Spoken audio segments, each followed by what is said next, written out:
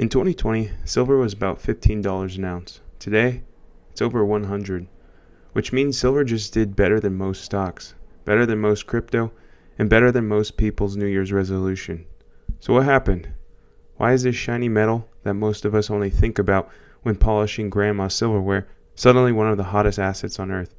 And more importantly, should you care? Let's talk about the metal that accidentally became famous.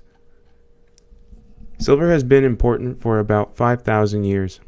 That's longer than most countries, most currencies, and most iPhone chargers. The Romans used it, the Spanish used it, the British used it, and the United States currently use it. For most of human history, silver was money. If you had silver, you were rich. If you don't, well, historically, you're poor. Then in 1900s, government said, yeah, you know what, let's just print paper instead. And silver was like, okay, cool, I'll just sit here. For decades, silver has become the background character for finance. Not the hero, not the villain, just the guy holding the door. Then, technology happened. Solar panels need silver, electronic cars need silver, phones need silver, AI servers need silver. Basically, if it plugs in, charges, or connects to Wi-Fi, you probably contain silver. Every time you scroll TikTok, somewhere in the background, silver is working overtime. We built a digital future powered by medieval metal. It's like running a spaceship on something mined with shovels. And the demand, well, it exploded. Green energy, EVs, AI, automation, all silver hungry and very silver intensive. Now, here's the part nobody talks about. The last time silver took over the world, it didn't end well. In the 1500s, Spain discovered massive silver mines in South America. And I mean massive. Mountains of silver. Enough silver to make Spain the richest empire on earth. They had so much of it, they didn't know what to do. So they did what any government does. They spend it on wars, palaces, fleets, on vibes. For a while, it worked. Spain was unstoppable. But then prices started rising, bread got expensive, housing got expensive, life in general just got more expensive. Because when you flood the world with money, it becomes less special. And congratulations, Spain, you just invented inflation. Spain had silver, everyone else built better economies, and slowly the empire collapsed. History's first easy money mistake.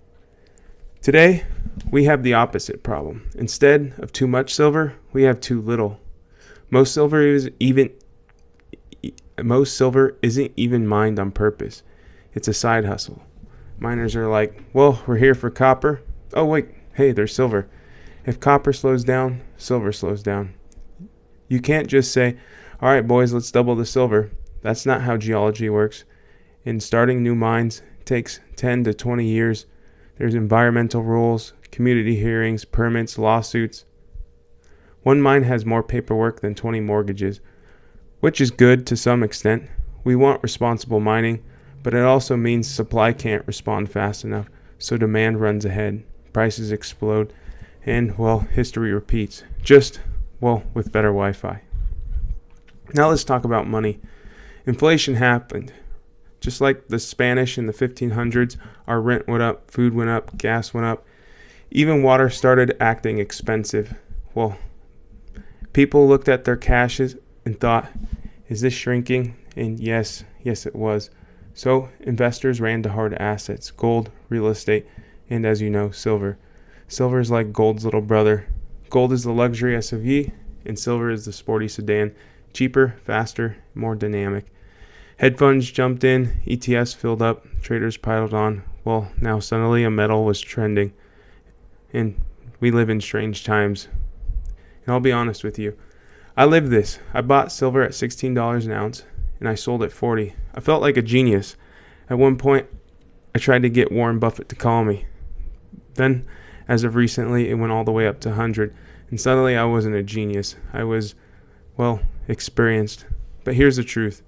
I made money, and I didn't lose money. I didn't panic. I didn't blow up my account. I walked away profitable. And in investing, that already puts you ahead of most people because greedy investors don't get rich. They get stories, and bad ones at that. So what happens next? The bull case, well, you're going to probably see more EVs, more solar, more AI demand, and just more demand in general for all these. The bear case, well, you'll see a recession, slower growth, job loss, and demand drops, silver crashes. Yes, that's been done before. Silver is dramatic. It doesn't walk, it sprints, then trips. So, in conclusion, about 500 years ago, Spain thought silver would make them unstoppable. Unfortunately, it didn't. It made them careless. Today, we think technology will save us, and it might, but it still runs on metal, on resources, on limits. Silver reminds us, you can't print everything, you can't invent everything, and you can't shortcut reality. Every economy, every empire, every boom eventually will meet physics. And, of course, it meets human behavior. Silver sits at the intersection of all of these things. It's old, it's modern, it's boring, but yet it's very powerful. And right now it's telling us pay attention, because history isn't repeating, it's remixing. If you enjoyed this breakdown, please subscribe, and remember, profit beats perfect every time. I'll see you on the next one.